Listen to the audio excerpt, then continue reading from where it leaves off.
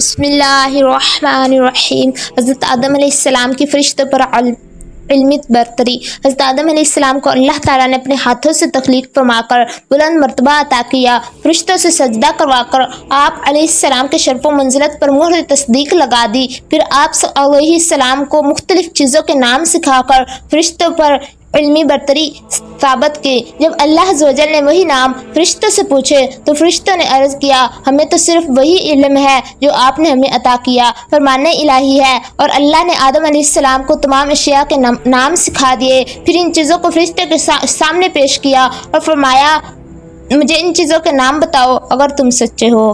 ان سب نے کہا، اے اللہ، آپ کی ذات ہر عیب سے پاک ہے، ہمیں تو صرف اتنا ہی علم ہے جتنا آپ نے ہمیں سکھایا، بے شک آپ کامل علم رکھنے والے، حکمت والے ہیں۔ اللہ تعالیٰ نے فرمایا، اے آدم، انہیں ان چیزوں کے نام بتاؤ۔ جب انہوں نے ان چیزوں کے نام بتا دیے تو اللہ نے فرمایا کہ میں نے تم سے نہیں کہا تھا کہ میں ہی زمین و آسمان کا غیب چھپی ہوئی باتوں کو جاننے والا ہوں، اور میں جانتا ہوں جو کچھ تم ظاہر کر رہے ہو اور جو کچھ تم چھپا رہے ہو۔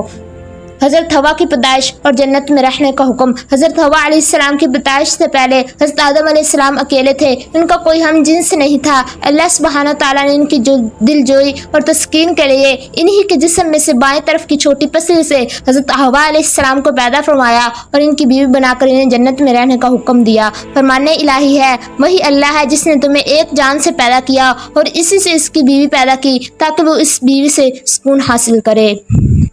اور ہم نے کہا، اے آدم، آپ اور آپ کی بیوی جنت میں رہو گے۔ حدیث رسول اللہ صلی اللہ علیہ وسلم ہے، عورتوں سے حسن سلوک سے پیش آؤ کیونکہ وہ ٹیڑھی پسلی سے پیدا کی گئی ہیں، اگر تم اس پسلی کو سیدھا کرنا چاہو گے تو اسے توڑ بیٹھو گے۔ حضرت آدم علیہ السلام سو رہے تھے کہ اللہ عز و جل نے اسی حالت میں ان کی بائیں طرف کی چھوٹی پسلی سے حضرت حوا کو پیدا فرمایا۔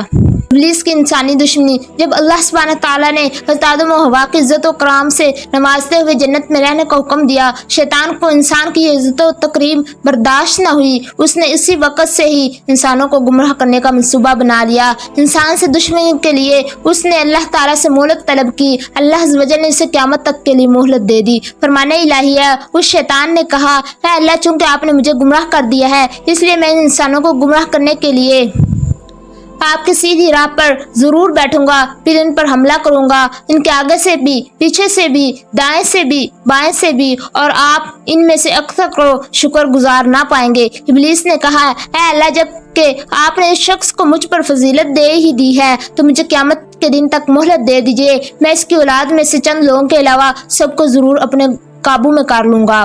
ابلیس نے کہا، اے میرے رب، مجھے اس دن تک مہلت دے دیجئے جب لوگ دوبارہ اٹھائے جائیں گے۔ اللہ تعالیٰ نے فرمایا، تجھے مہلت دی جاتی ہے اس دن تک جس کا وقت معلوم ہے۔ ابلیس نے کہا، آپ کی عزت کی قسم، میں ان لوگوں کو بہکا کر رہوں گا سوائے تیرے مخلص بندوں کے۔ یقین مانو، شیطان آدم علیہ السلام کی اولاد کو گمراہ کرنے کے لیے اسلام کی راہ پر بیٹھا ہوا ان کے دلوں میں یہ سوسہ ڈالتا ہے کہ افسوس، تم اپنے باپ دادا کا دین چھوڑ کر مسلمان ہو رہے ہو۔ سعادت مند لوگ اس کی بات ٹھکرا کر مسلمان ہو جاتے ہیں۔ پھر شیطان جہاد کی راہ پر بیٹھ کر کہتا ہے، جہاد کیوں کرتے ہو؟ تم مارے جاؤ گے، تمہاری عورت کسی اور سے نکاح کر لے گی، تمہارا مال تقسیم کر لیا جائے گا۔ مگر سعادت مند لوگ اس کی بات رد کر کے جہاد کے لیے نکل پڑتے ہیں۔ ایسے لوگ یقیناً جنتی ہیں، خواہ شہید ہو جائیں یا ڈوب کر یا کچل کر مر جائیں۔